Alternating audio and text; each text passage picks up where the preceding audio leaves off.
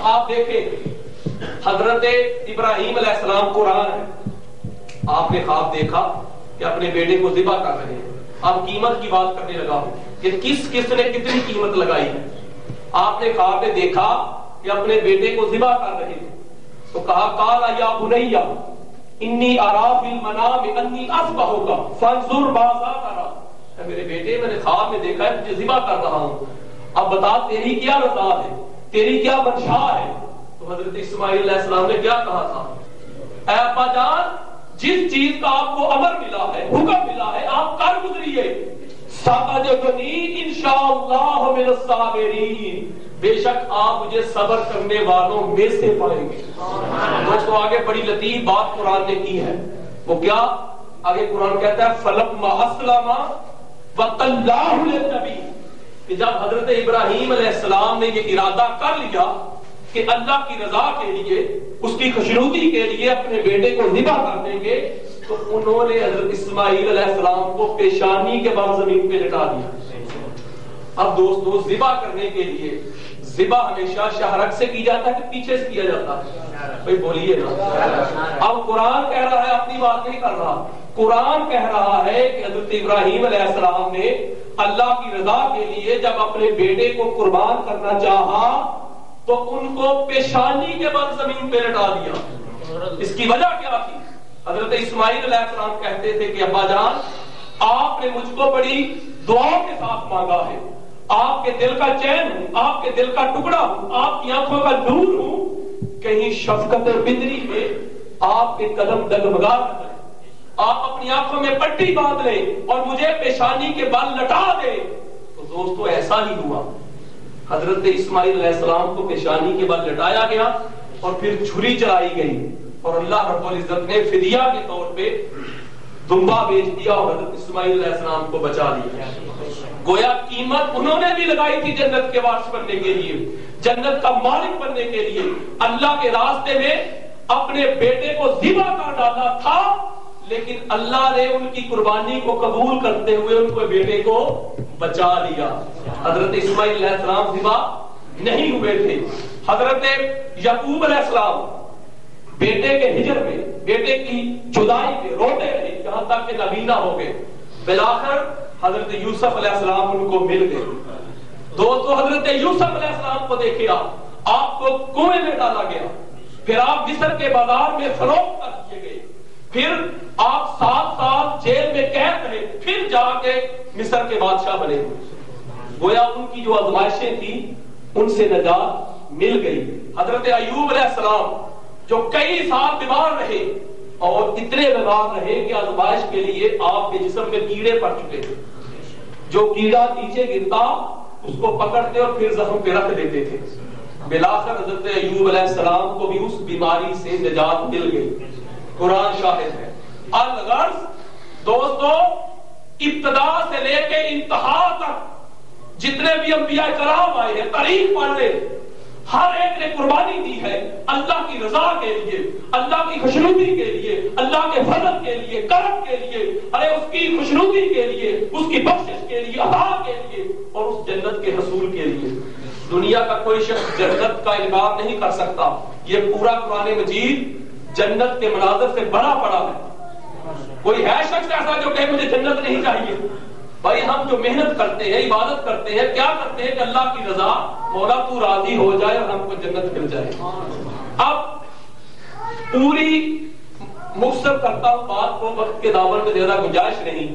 پوری تاریخ میں ایک ذات ایسی ہوئی ہے جس نے جنت کا اتنا مول لگایا ہے، جنت کی اتنی قیمت لگا دی ہے کہ آج تک کوئی لگا ہی نہیں سکا. اب اللہ رب العزت نے کیٹاگوریکلی قرآن میں فرما دیا کہ لوگوں تم نمازیں بھی پڑھتے ہو، روزے بھی رکھتے ہو، حج اور عمرہ بھی کرتے ہو صرف جنت کے حصول کے لیے. اگر تمہیں جنت چاہیے تو میری طرف کشان آنا جنت کے حصول کے لیے.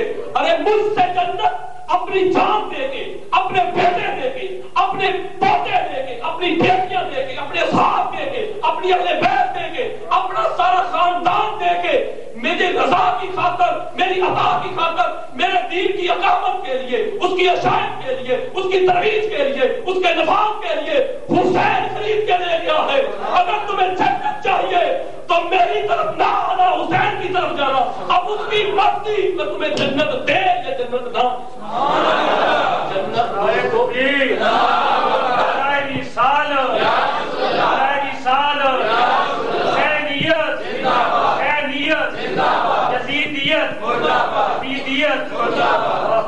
تو جنت حسین کی ہے, جنت حسین کی ہے. حسین کے بغیر جنت نہیں مل سکتی. آقا علیہ الصلوۃ والسلام فرماتے ہیں, جامعہ ترمذی کی حدیث ہے, میرے آقا نے فرمایا الحسن والحسین سیدہ شباب اہل جنت, کہ لوگوں یہ میرا بیٹا حسن اور حسین یہ جنت کے جوانوں کے سردار ہیں. سردار کون ہوتا ہے بھائی؟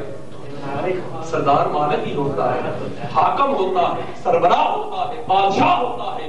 ارے اس کی مرضی کہ اپنی ریاست میں کسی کو داخل ہونے دے یا نہ دے, یہ اس کی مرضی ہوتی ہے. اب آگے اس کو اور کلیئر کرتا ہوں. ایک اور معروف حدیث ہے میرے آقا علیہ السلام, جس کو امام حاکم المستدرک میں لے کے آئے ہیں. آقا نے فرمایا ان الحسن والحسین بنایا, بے شک جنت کا حصول تم چاہتے ہو تو سنو, حسن اور حسین میرے بیٹے ہیں. من احبہما فقد احبنی, من احبنی فقد احب اللہ, من احب اللہ فادخلہ الجنہ. میرے آقا نے فرمایا لوگوں اگر جنت چاہتے ہو, جنت میں پرمیشن چاہتے ہو, سرٹیفکیٹ چاہتے ہو, جنت کا داخلہ چاہتے ہو, تو میں ایک حال بتاتا ہوں کہ یہ میرا بیٹا حسن اور حسین, ارے یہ میرے بیٹے ہیں. جس نے حسن سے حسین سے محبت کی اس نے مجھ سے محبت کی, اور جس نے مجھ سے محبت کی اس نے اللہ سے محبت کی, اور جس نے اللہ سے محبت کی اللہ نے اس کو جنت دے دی. اب دوستو جنت کے حصول کے لیے آپ کو اللہ کی رضا چاہیے. ارے خدا مصطفیٰ کے بغیر نہیں ملتا اور مصطفیٰ حسین کے بغیر نہیں ملتا. اب اگر آپ کو جنت چاہیے تو آپ کو در حسین پہ آنا ہوگا. آگے میرے آقا نے فرمایا من ابغضہ ہوگا, جس نے حسن اور حسین سے بغض رکھا, جس نے حسن اور حسین سے عداوت رکھی, دشمنی رکھی, عناد رکھا, کینہ رکھا, فقط ابغضنی, اس نے مجھ سے بغض رکھا. من ابغضنی ابغضہ اللہ, اور جس نے مجھ سے بغض رکھا اس نے اللہ سے بغض رکھا. من ابغض اللہ ادخلہ النار, جس نے اللہ سے بغض رکھا اللہ نے اس کو جہنم میں داخل کر دیا. تو آپ نے دیکھا کہ جنت کا حصول کیسے ہے؟ حسین کی محبت سے, حسین کی رضا سے, حسین کی مودت سے, حضور کی اہل بیت سے مودت سے جنت کا حصول ہے. اگر کسی کے دل میں, کسی کے فؤاد میں میرے آقا علیہ السلام کے ان شہزادوں کی محبت نہیں ہے, پیار نہیں ہے, تعظیم نہیں ہے, توقیر نہیں ہے, ارے پہاڑ جتنے اعمال کر لے, روزے رکھ لے, صدقہ خیرات کر لے, یہ سارے اعمال اس کے منہ پہ مار دیے جائیں گے, اس محترم حسین سے محبت نہیں ہے. اگلی حدیث سن لے بڑے غور کے ساتھ. میرے آقا فرماتے ہیں, سیدنا ابو ہریرہ رضی اللہ تعالیٰ عنہ روایت کرتے ہیں, آپ کو بتانا چاہتا ہوں کہ حضور کی جو آل کی محبت ہے وہ ہے کیا, اس کی طرف بہت کم توجہ دی جا رہی ہے.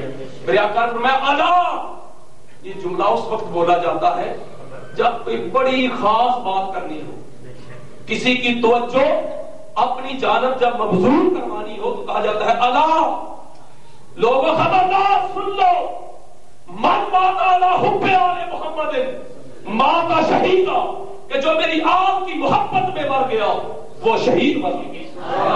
اچھا دوستو, شہید کیسے ہوتا ہے انسان؟ کہ جب اللہ کے دین کی خاطر کوئی ہتھیار اٹھا کے, تلوار اٹھا کے وہ جہاد کرنے کے لیے جاتا ہے, وہاں اگر اپنی جان کا نذرانہ دیتا ہے تو اس کو شہید کہتے ہیں. لیکن میرے آقا نے کیٹیگوریکلی فرمایا لوگوں جو اپنے گھر کے بستر پہ پڑا, بیماری کے باعث اپنی طبعی موت مر گیا, لیکن جب وہ مرنے لگا تو اس کے دل میں, اس کے سینے میں, اس کے فؤاد میں, اس کے قلب میں میری آل کے لیے محبت تھی, پیار تھا, مودت تھی, تو طبعی موت مرنے کے باوجود بھی وہ شہید بنا.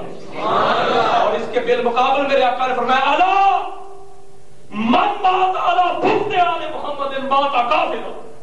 میرے آقا نے فرمایا جو اس حال میں مرا، بے شک نمازیں پڑھتا تھا، روزے رکھتا تھا، سب کچھ کرتا تھا، لیکن جب وہ مرنے لگا تو اس کے دل میں، اس کے سینے میں، اس کے قلب میں میری آپ کے لیے حسد تھا، عداوت تھی، دشمنی تھی.